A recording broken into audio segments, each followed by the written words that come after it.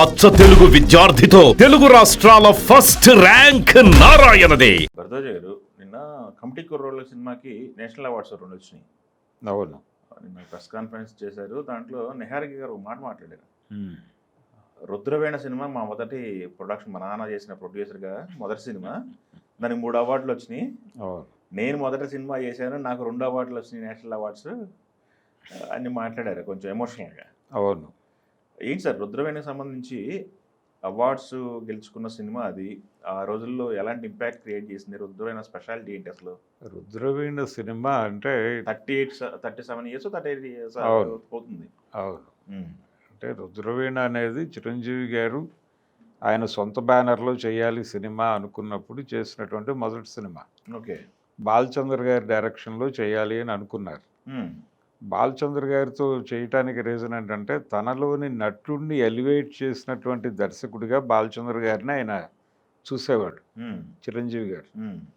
అంటే ఇది కథ కాదు సినిమాలో ఆ సాడిస్ట్ భర్త పాత్రలో ఆయనలో ఉన్నటువంటి నటుడిని ప్రపంచానికి పరిచయం చేశాడు. ఆ క్యారెక్టర్ మీద విపరీతమైన అసహ్యం ఆడియన్స్కి కలిగే లెవెల్లో ఆయన పెర్ఫార్మెన్స్ నడుస్తుంది. అందుకని అలాంటి క్యారెక్టర్ తనకి ఇచ్చినటువంటి, అలాగే 47 రోజులు అనే సినిమా కూడా బాలచంద్రతో చేశాడు ఆయన. జయప్రద హీరోయిన్ అక్కడ, ఇక్కడేమో ఇది కథ కాదులో జయసుధ హీరోయిన్. అలా బాలచందర్తో కనెక్ట్ అయి ఉన్నాడు. ఆ టైంలో రజనీకాంత్ని, కమల్ హాసన్ని వీళ్ళందరినీ ఇండస్ట్రీకి తీసుకొచ్చి నడిపించినటువంటి, ఒక రకంగా తమిళ ఇండస్ట్రీని కొత్త ఎనర్జీతో నింపినటువంటి డైరెక్టర్ బాలచందర్. ఆ ప్రభావం ఉంది చిరంజీవి గారి మీద. అందుకని తన మొదటి సొంత సినిమాని బాలచంద్ర గారితో తీయాలి అని అనుకున్నాడు. అనుకుని వాళ్ళ అమ్మగారి పేరుతో బ్యానర్ ప్రారంభించారు, అంజనా ప్రొడక్షన్స్ అని. ప్రారంభించినప్పుడు మొదటి సినిమాగా అది అనుకున్నారు, బాలచంద్ర గారితో చేయాలనుకున్నారు. ఆయన చెప్పిన కథ ఇది. అంటే ఒక ఊర్లో ఒక సంగీత కుటుంబం నుంచి వచ్చినటువంటి యువకుడు, బ్రాహ్మణ కుటుంబం, సంగీతం, ఆ నేపథ్యం నుంచి వచ్చి సమాజంలో జరుగుతున్నటువంటి ఇబ్బందులు వీటన్నిటిని చూసి చలించి వాళ్ళ కోసం పని చేయాలి అని అనుకోవడంతో పాటు ఈ సంగీతాన్ని కూడా ప్రజాపరం చేయాలి, కళ కోసమా ప్రజల కోసమా అనేటువంటి ప్రశ్న వేసుకుని జనం కోసం కళ అని నిర్ణయించుకుని ఆ దిశగా తండ్రిని, ఈ వారసత్వాలని వదిలిపెట్టి జనం కోసం వెళ్ళిపోయేటువంటి ఒక యువకుడి పాత్ర. అతను మ్యూజిక్ మాత్రమే కాదు, సామాజిక మార్పులో కూడా కీలక పాత్ర పోషిస్తాడు. ఇలాంటి క్యారెక్టర్ తీసుకుని మనం సినిమా చేయాలి అని అనుకున్నాడు ఆయన. అనుకున్నప్పుడు దానికి టైటిల్ ఏవైతే బాగుంటుంది అని రకరకాల ఆలోచనలు చేశారు. గణేష్ పాత్రరావు గారు కూడా ఉన్నాడు అప్పుడు. అనుకున్నప్పుడు రుద్రవీణ అనే టైటిల్ బాగుంటుంది అని అనిపించింది. రుద్రవీణ అనేది యండమూరి వీరేంద్రనాథ్ గారి నాటకం టైటిల్. దాన్ని ఆయన దగ్గర నుంచి తీసుకుని ఈ సినిమాకి వాడారు. ఈ గ్రామాల అభివృద్ధి, మద్యపాన నిషేధము, అంటే మద్యపానం వలన జీవితాలు ఎలా నాశనం అయిపోతున్నాయి, ఈ అంశాలన్నిటినీ తీసుకొచ్చి ఒక కోఆపరేటివ్ మూమెంట్ బిల్డ్ చేయటం, ఇవన్నీ ఉంటాయి సినిమాలో. ఈ ఎలిమెంట్స్ అన్నీ కలిపి నడపటం వలన, దాంతోపాటు మ్యూజిక్, ఆ ఫ్యామిలీ సంగీత కుటుంబం అవటం వలన మంచి పాటలు కదా, దాంతో ఇవన్నీ కలిసి అది నేషనల్ ఇంటిగ్రిటీ అవార్డు వచ్చింది. దానికి జాతీయ సమైక్యత పురస్కారం, నర్గీస్ దత్ అవార్డు గెలుచుకున్నారు ఆ సంవత్సరం. 32వ జాతీయ చలనచిత్ర పురస్కారాల్లో నర్గీస్ దత్ అవార్డు వచ్చింది దానికి. ఆ తర్వాత ఆ సినిమాకి సంబంధించి మ్యూజిక్ డైరెక్టర్ ఇళయరాజా గారికి అవార్డు, బాలసుబ్రహ్మణ్యం గారికి అవార్డు వచ్చింది. 3 కేటగిరీల్లో అవార్డులు తీసుకున్నారు. అయితే ఈ సినిమా కమర్షియల్గా పెద్దగా వర్కౌట్ అవ్వలేదు. సినిమా చాలా బాగుంటుంది, ఆహ్లాదకరంగా ఉంటుంది, మంచి కెమెరా పనితనం ఉంది. రెడ్డి గారు కెమెరా ఆ సినిమాకి, దశరథరామ్ రెడ్డి, ఇవన్నీ ఉన్నప్పటికీ సినిమా అనుకున్న స్థాయికి వెళ్ళలేదు. అంటే చిరంజీవి గారికి ఉన్నటువంటి కమర్షియల్ ఇమేజ్కి ఈ సినిమా మిస్ మ్యాచ్ అయింది. అందుకని కమర్షియల్గా పెద్దగా పే చేయలేదు. తెలుగులో చిరంజీవి అవటం వలన అని ఆయన ఏం చేశాడంటే, బాలచంద్ర గారు దీన్ని సొంతగా తమిళ్లో రీమేక్ చేశాడు.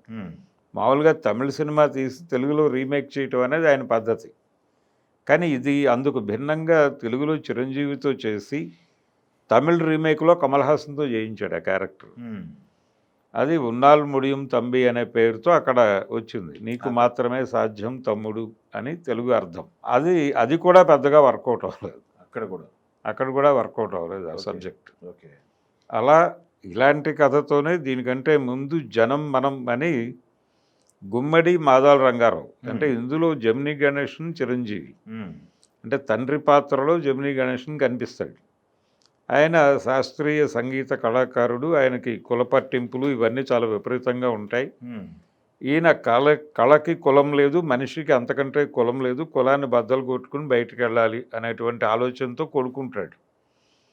ఈ కొడుకు పాత్రకి తండ్రి పాత్రకి మధ్య సిద్ధాంతపరమైన ఘర్షణలు ఇవన్నీ నడుస్తాయి. ఇదే క్యారెక్టర్ని జనం మనం సినిమాలో గుమ్మడి గారు చేశాడు. ఓకే. మాదాల రంగారావు గారు ఇక్కడ చిరంజీవి గారు చేసిన క్యారెక్టర్ని అక్కడ ఆయన చేశాడు. సో ఈ రుద్రవీణ రిలీజ్ అయినప్పుడు ఆయన కూడా గొడవకు వచ్చాడు. ఓహో. నా సినిమా నుంచి ప్రేరణ పొంది మీరు సినిమా తీశారు అని. అయితే ఈ సినిమా లైన్కి దానికి హీరోయిన్ క్యారెక్టర్ ఈ వ్యవహారం వేరు. అయితే స్పిరిట్ అదే. ఇది ప్రపంచవ్యాప్తంగా ఉన్నటువంటి నినాదమే కదా. కళ జనం కోసమా, లేదు కళ కోసమా, కాసు కోసమా, ఇలా చర్చ ఉంది కదా. ఆ చర్చలో భాగంగానే మేము చేసామనేది వీళ్ళు క్లెయిమ్ చేసుకున్నారు. ఇలా రకరకాలుగా ఆ సినిమా స్క్రిప్ట్ మీద చర్చలు జరిగి సినిమా రిలీజ్ అయ్యి అది కమర్షియల్గా చిరంజీవి గారి స్థాయి విజయాన్ని అయితే అందుకోలేదు, కానీ మంచి పేరు తీసుకొచ్చింది. ఆ సంస్థకి మంచి పేరు తీసుకొచ్చింది. మ్యూజిక్ చాలా బాగుంటుంది. ఆ సినిమాకి ఇళయరాజా గారి కంట్రిబ్యూషన్ చాలా పెద్దది. అలాగే సీతారామ శాస్త్రి గారి కంట్రిబ్యూషన్ చాలా ఉంది ఆ సినిమాకి.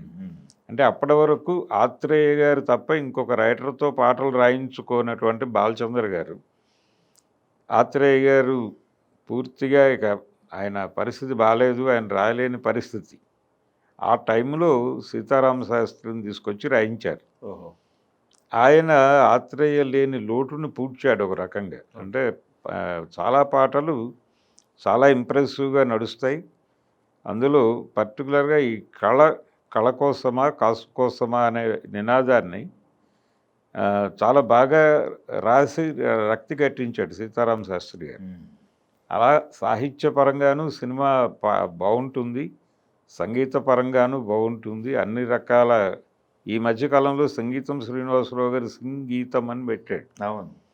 ఈ సంగీతం అనే దాని మాతృక కూడా రుద్రవీణ సినిమాలో ఉంటుంది.